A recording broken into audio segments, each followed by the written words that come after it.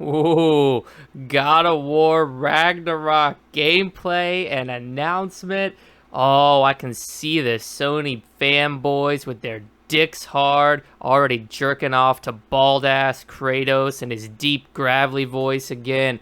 Motherfuckers probably had tissues ready, and they were feeling a little blue balled by the time the Gran Turismo 7 announcement came around.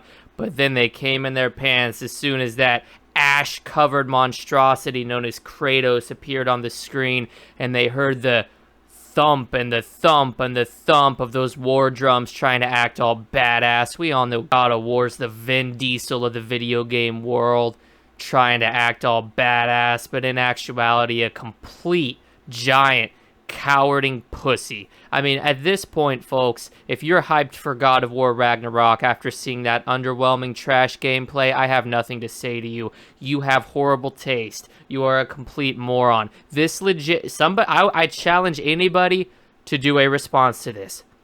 We saw some new moves, we saw a new boss, and we saw a new story. Why is this not DLC? Why am I being asked to spend it's Sony, let's be honest, it'll be $70 for an experience that would encompass probably 4 to 5 gigabytes and could easily be DLC. You see, I have a theory, and let it be known, those of you who are new to my channel, because I speak the truth here at Dead Metal Media, I've been right more often than not. All right, I speak facts. All right, I tell it the way it is. You're gonna see IGN and GameSpot and all these big channels all hyped out of their minds. Oh my God, it's God of War. We have to be excited. No, that's not how we do it here. We look at things objectively. We look at them factually, and we don't go based off of anything other than the evidence put in front of our eyes. Why couldn't this be DLC, Sony? My theory is that the original God of War never received single-player DLC because those wonderful chief operating officers, chief financial advisors, and the people in power like that fucking clown Jim Ryan decided that the single-player DLC that was being worked on for God of War could be padded out and filled with complete filler content and expanded out into a full quote-unquote sequel. That's why this game doesn't look like it has any stakes at all. That's why this game looks so underwhelming. I know I wasn't the only one left kind of blinking and looking at this like, what the hell? I was expecting another monumental leap forward. I mean, we already had our concerns knowing that this was going to be a cross-gen game after Jim Ryan hyped up the PS5 to hell and gone, saying that they were done, that they believe in generations. Well, that clown ate his own words, and any God of War fanboys are about to eat their own. This legitimately 110%, you will not convince me otherwise, was DLC for the original God of War 2018. Don't at me, bro. Don't at me.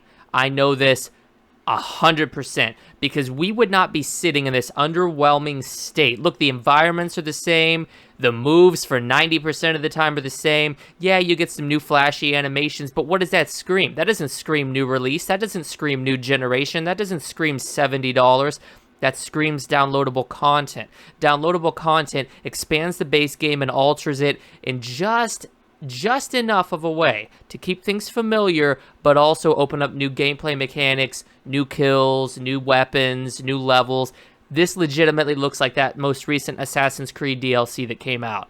Like, Assassin's Creed has been doing this for years, bro. Why the hell Sony Santa Monica can't just own up to the fact that they're trying to milk DLC and shovel it out to us in the form of a $70 game, and it's probably going to be a 5 to 6 hour experience. It's going to be complete trash, just like the original. And don't forget, folks, we have had actual industry analysts and insiders who are privy to information that we're not confirm that Ratchet & Clank Rift Apart could run on a PS3.